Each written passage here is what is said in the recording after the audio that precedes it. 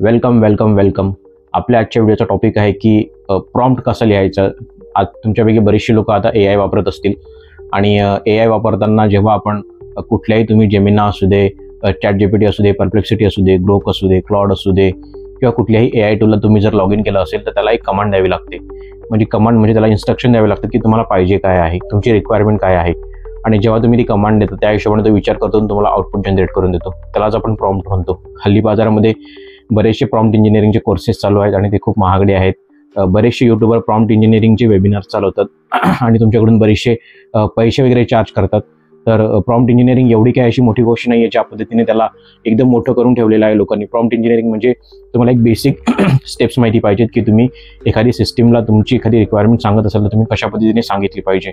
तर आज आपण हे सगळं बघणार आहोत आणि हे तुम्हाला अगदी मी उदाहरणासकट हळूहळू एकदम बेसिक पासून सांगणार आहे, जेणेकरून तुम्ही सुद्धा उद्या उठून ChatGPT असू दे, जेमिना असू दे किंवा इतर कुठलेही AI टूल असू दे, त्याला जेव्हा तुम्ही इमेज जनरेट करायला जाणार किंवा कुठलंही तुमचं काम असू दे, PPT असू दे, एखादं डॉक्युमेंट असू दे, एखादी PDF असू दे, कुठल्याही प्रकारचं काम जेव्हा तुम्ही AIच्या टूलवर करायला जाणार, या सिंपल बेसिक 7 स्टेप फॉलो करा.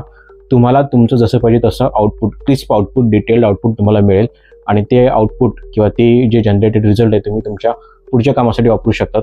तर आता ही 7 स्टेप प्रोसेस काय आहे? गुगलचा स्वतःचा एक 9 तासाचा प्रॉम्प्ट इंजिनिअरिंगचा कोर्स आहे आणि त्या 9 तासाच्या कोर्समध्ये म्हणजे त्याचा जर समराईज भाग काढला, कन्क्लूड भाग काढला तर त्याच्यामध्ये हे 7-8 पॉईंट जे बनतात, जे मी तुम्हाला सांगतोय आता, जे तुम्हाला मी सांगणार आहे, त्याच्यासाठी तुम्हाला एवढा 9 तासाचा कोर्स वगैरे बघायची काही गरज नाही आहे. त्याचं मॉरल किंवा त्याचं एक कन्क्लुजन या व्हिडिओमध्ये तुमच्यासमोर मांडणार आहे. आणि हा म्हणजे हे एक बेसिक स्ट्रक्चर आहे. याच्यामध्ये हेच स्ट्रक्चर वापरून तुम्ही प्रत्येक AI टूलला तुम्ही तुमचे प्रॉम्प्ट देऊ शकतात आणि तुम्हाला जसं पाहिजे तसं आउटपुट तुम्ही मिळवून घेऊ शकतात. तर आता पहिली स्टेप जी आहे ती म्हणजे give clear context. Give clear context म्हणजे काय? तुम्हाला काय पाहिजे आणि तुमचं बॅकग्राऊंड काय आहे हे तुम्ही त्या टूलला प्रॉपरली सांगा. आता सपोज फॉर एक्झाम्पल आपण ChatGPTवर काम करतोय आणि ChatGPTवर काम करताना त्याला एक क्लिअर कॉन्टेक्स्ट देणं गरजेचं आहे. सपोज आता मी एखादा स्टुडंट आहे, इंजिनिअरिंगचा स्टुडंट आहे किंवा मी डिप्लोमाचा स्टुडंट आहे आणि मला कुठल्या तरी टॉपिकसाठी PPT हवी, तर मी ChatGPTला असं क्लिअरली सांगेल, I am a diploma first year student and I need a presentation on this topic. हा कंटेक्स्ट झाला. म्हणजे कंटेक्स्ट याचा अर्थ ChatGPT जो आहे, ChatGPTचं जे AIचं जे मॉडेल आहे त्याला ते कळेल की ही जी रिक्वायरमेंट आहे किंवा हा जो युजर आहे हा कुठल्या बॅकग्राऊंडचा आहे आणि याला एक्झॅक्टली पाहिजे काय आहे. दुसरी आपली स्टेप आहे ती म्हणजे बी स्पेसिफिक अबाउट आउटपुट. आता त्याला कंटेक्स्ट तर कळला की तुम्ही आपली पहिली स्टेप जी होती गिव्ह द क्लिअर कॉन्टेक्स्ट, दुसरी स्टेप जी आहे बी स्पेसिफिक अबाउट आउटपुट. जेव्हा तुम्ही असं म्हणतात बी स्पेसिफिक अबाउट आउटपुट म्हणजे मला जर PPT पाहिजे असेल तर त्या PPTमध्ये स्लाईड किती हव्यात, त्या PPTमधली इंग्लिशची लँग्वेज कशी हवी, त्या PPT इन डेप्थ पाहिजे की एकदम बेसिक लेवलला पाहिजे, त्या PPTमध्ये कुठले टॉपिक कव्हर झाले पाहिजेत, त्या PPTचं स्ट्रक्चर कसं असायला पाहिजे, या सगळ्या गोष्टी म्हणजे एकदम क्लिअर आउटपुट. तुम्हाला सांगायचं काय आहे, तुमची रिक्वायरमेंट काय आहे, तुम्ही एकदम डिटेलमध्ये सांगायला पाहिजे. तर ही झाली आपली दुसरी step, be specific about output. आता तिसरी जी स्टेप आहे ती म्हणजे break it into the steps. आता break it into the steps म्हणजे कसं की जसं दुसऱ्या स्टेपमध्ये तुम्ही सांगितलं की तुम्हाला PPT पाहिजे. आता तिसरी break it into the step म्हणजे तुम्हाला त्या PPTमध्ये किती स्लाईड हव्यात, तुम्हाला त्या PPTमध्ये 10 स्लाईड हव्यात, तुम्हाला त्या PPTमध्ये बुलेट पॉईंट्स हवे, पॅरेग्राफ्स हवे, की नोट्स हवे, काय पाहिजे किंवा चार्ट्स पाहिजे, ग्राफ्स पाहिजे, तुम्हाला PPTमध्ये पाहिजे काय त्या टॉपिकशी रिलेटेड. त्या PPTमधली इंग्लिशची जी लँग्वेज आहे ती सिम्पल पाहिजे, ती ॲडव्हान्स पाहिजे. बेसिकली तुमचे टार्गेटेड ऑडियन्स कोण आहेत, तुमचे टार्गेटेड युजर कोण आहेत, तर ते तुम्ही क्लिअर सांगणं गरजेचं आहे. आणि दुसरी महत्त्वाची गोष्ट त्याच्यामध्ये त्याचा PPTचा फ्लो कसा असणार आहे, म्हणजे पहिली स्लाईड कशाबद्दल असणार आहे, दुसरी कशाबद्दल असणार आहे, तिसरी कशाबद्दल असणार आहे. एक जनरल सिनारिओ, मी असं नाही म्हणत की एकदम डिटेल द्या, पण एक जनरल आयडिया जेणेकरून सिस्टम तुमच्या रिक्वायरमेंटप्रमाणे आउटपुट जनरेट करेल. चौथी जी स्टेप आहे ती म्हणजे आस्क फॉर द एक्झाम्पल. आता सपोज मला जर प्रेझेंटेशन पाहिजे असेल गाडीबद्दल, पाहिजे असेल, एखाद्या 4 व्हीलरबद्दल पाहिजे असेल, तर जेव्हा मी प्रॉम्प्ट दिलेल तर तेव्हा मी त्याला एक्झाम्पल देईल ज्या आता मार्केटमध्ये करंटली अवेलेबल गाड्या आहेत. आता करंटली अवेलेबल गाड्या कोणत्या आहेत की जसं की SUV आहे किंवा वॅगन आर आहे, कॅटेगरी कोणती, मला कुठल्या कॅटेगरीची गाडी पाहिजे, हे जर मी त्याला एक्झाम्पल दिलं तर तो त्या एक्झाम्पलप्रमाणे त्याच्या सिस्टममध्ये सर्च करेल आणि त्या हिशोबाने तो तुमचा आउटपुट जनरेट करेल. तर त्याला एक्झाम्पल देणं खूप गरजेचं असतं. एक्झाम्पल दिल्यामुळे LLM जो असतो किंवा ChatGPT असते त्याला एक क्लिअर डायरेक्शन मिळते की समोरच्या व्यक्तीला पाहिजे काय. 5वी जी स्टेप आहे ती म्हणजे आपली चूज अ फॉर्मॅट. आता जेव्हा मी तुम्हाला पीपीटीचं एक्झाम्पल दिलं, पीपीटीच्या एक्झाम्पलमध्ये पीपीटी त्यांना किंवा युजरला कशी पाहिजे किंवा तुम्हाला कशी पाहिजे, चॅट जीपीटी कडून तुम्हाला पीपीटीची कशा प्रकारे अपेक्षा आहे, जसे की पीपीटीमध्ये तुम्हाला पॅरेग्राफ हवेत, पॅरेग्राफ नको आहेत, बुलेट पॉईंट्स पाहिजेत, किंवा पीपीटीमध्ये तुम्हाला फक्त इमेजेस वापरायचे आहेत, तुम्हाला कशा प्रकारची पीपीटी पाहिजे, पीपीटीमधलं कंटेंट तुम्हाला कसं पाहिजे, पीपीटी वाचणारे युजर्स कोण आहेत, किंवा पीपीटीमध्ये जे तुम्ही यूज करणार आहात स्पेसिफिक लँग्वेज ती तुम्हाला कशी पाहिजे, किंवा पीपीटीमध्ये सध्याचे जे करंट त्या टॉपिकबद्दल करंट जी सिच्युएशन आहे मार्केटमध्ये ते इन्क्लूड करायचं आहे की नाही, की एक जनरल फक्त बेसिक लेवलची तुम्हाला पीपीटी हवी आहे. चूज फॉर्मॅट, तुम्हाला फॉर्मॅट कसं पाहिजे, त्याच्यामध्ये बुलेट पॉईंट्स पाहिजे, त्याच्यामध्ये की नोट्स पाहिजे, किंवा त्याच्यामध्ये डिस्क्रिप्टिव्ह पाहिजे, की तुम्हाला शॉर्टमध्ये हवं आहे प्रत्येक टॉपिकचा डिटेल, प्रत्येक पॉईंट्सचे डिटेल्स. तर चूज अ फॉर्मॅट, तुम्ही फॉर्मॅट करायला म्हणजे फॉर्मॅट सिस्टमला सांगितलं पाहिजे की तुम्हाला तो फॉर्मॅट कसा पाहिजे, त्याच्यामध्ये तुम्हाला ग्राफ्स इन्क्लूड करायचे, टेबल इन्क्लूड करायचे, तुम्ही फॉर्मॅट स्पेसिफाय करणं गरजेचं आहे. 6वी स्टेप आहे ती म्हणजे असाइन अ रोल, टोन आणि एक्सपर्टीज. आता जेव्हा चॅट जीपीटीवर प्रेझेंटेशनसाठी जातो तेव्हा मला चॅट जीपीटीला सांगणं गरजेचं आहे की मी फर्स्ट इयर डिप्लोमा स्टुडंट आहे आणि मला अशा टॉपिकवर पीपीटी पाहिजे. जेव्हा मी त्याला असं सांगतो तेव्हा चॅट जीपीटी हा त्याच्या दृष्टिकोनातून किंवा फर्स्ट इयर डिप्लोमा स्टुडंटच्या दृष्टिकोनातून आउटपुट जनरेट करतो. ठीक आहे. हेच जर तुम्ही दुसरं एक्झाम्पल घेतलं, सपोज मला यूट्यूबचं एखादं थंबनेल बनवायचं आहे, ठीक आहे, किंवा मला एखादी इमेज जनरेट करायची आहे आणि ती इमेज मी माझ्या प्रोजेक्टसाठी वापरणार आहे, एखादी टेक्निकल इमेज आहे, सपोज एखादी डायग्राम आहे.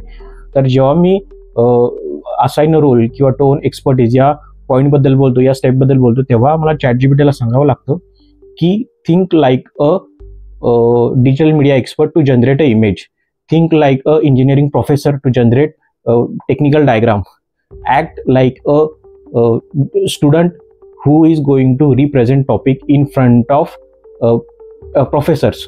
तर त्याला कुठल्या प्रकारचा रोल तुम्ही असाइन करतात हे तुम्ही त्याला क्लिअरली सांगणं गरजेचं आहे.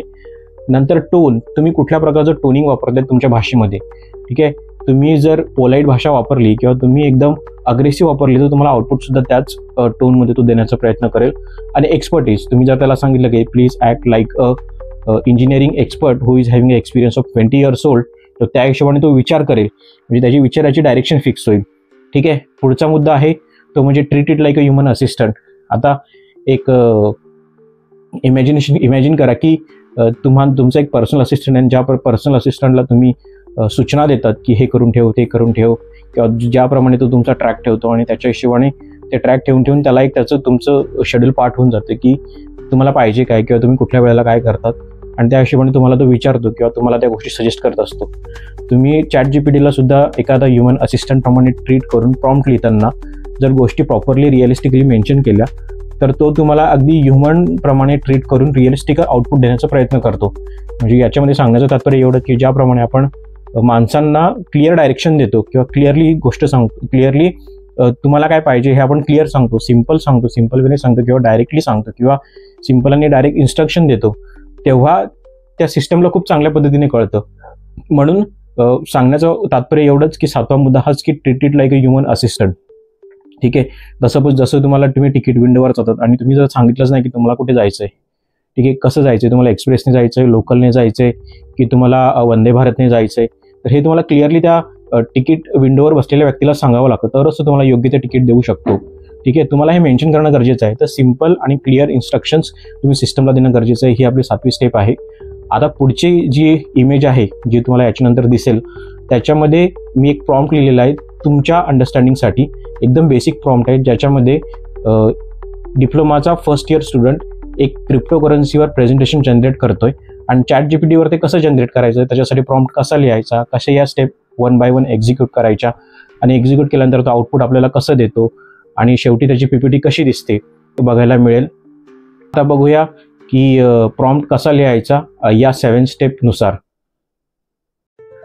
आता हा जो प्रॉम्प्ट तुम्हाला स्क्रीनवर दिसतोय तो मी ॲज एक्झाम्पल घेतलाय आणि हा जो प्रॉम्प्ट मी बनवलाय तो मगाशी तुम्हाला ज्या मी 7 स्टेप एक्सप्लेन केल्या त्या स्टेपनुसार बनवलेला आहे. त्याच्यापैकी आपली पहिली जी स्टेप होती ती म्हणजे गिव्ह क्लिअर कॉन्टेक्स्ट. आता याच्यामध्ये मी तुम्ही जर नीट हा प्रॉम्प्ट वाचला असेल याच्यामध्ये मी त्याला प्रॉपरली एक कॉन्टेक्स्ट दिलेला आहे की मी काय करतो आणि मला काय हवं आहे आणि माझा टॉपिक कोणता आहे.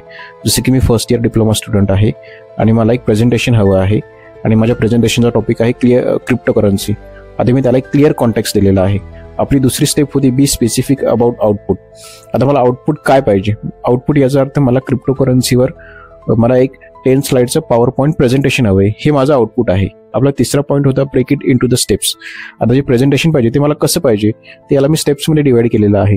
जसं मला सिम्पल आणि क्लिअर इंग्लिश त्याच्यामध्ये हवं आहे, त्याच्यामध्ये मला शॉर्ट बुलेट पॉईंट्स पाहिजे, त्याच्यामध्ये मला पॅराग्राफ्स नको आहेत, किंवा त्याच्यामध्ये कुठले कुठले पॉईंट्स मला अपेक्षित आहेत, जसं की introduction, explanation, example, advantage, disadvantage.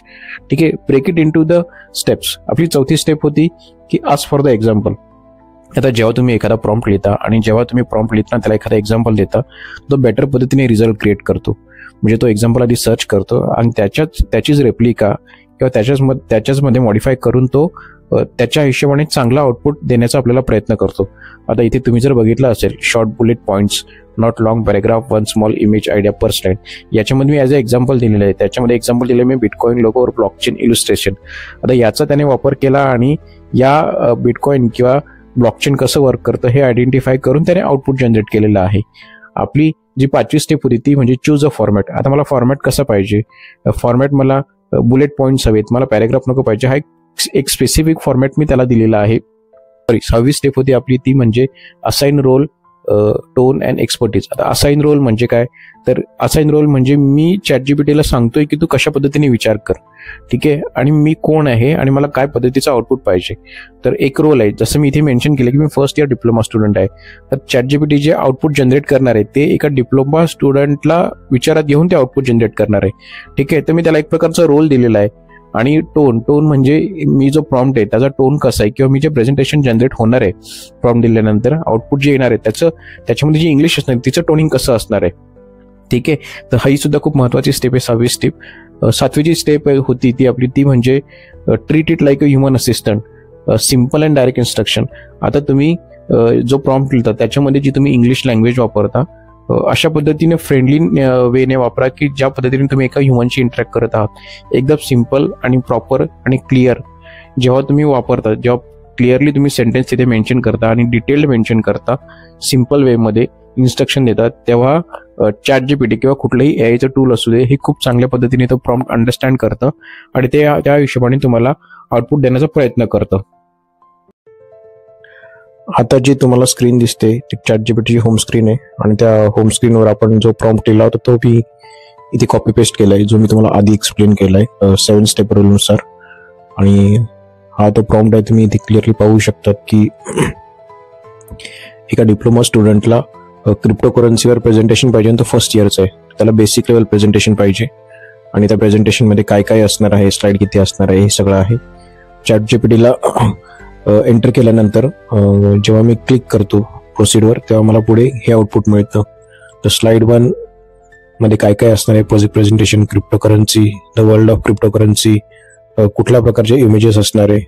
Slide 2 मध्ये काय असणार आहे, व्हॉट इज क्रिप्टोकरन्सी, त्याचं कंटेंट काय काय असणार आहे. स्लाइड 3 मध्ये काय असणार आहे, तुम्ही जर नीट काळजीपूर्वक बघितलं तर स्लाइड 3 मध्ये ब्लॉकचेन वगैरे काय ते दिलेलं आहे. स्लाइड 4 मध्ये ब्लॉकचेन डिटेलमध्ये एक्सप्लेन केलंय. स्लाइड 5 मध्ये पॉप्युलर क्रिप्टोकरन्सीज कोणत्या कोणत्या आहेत.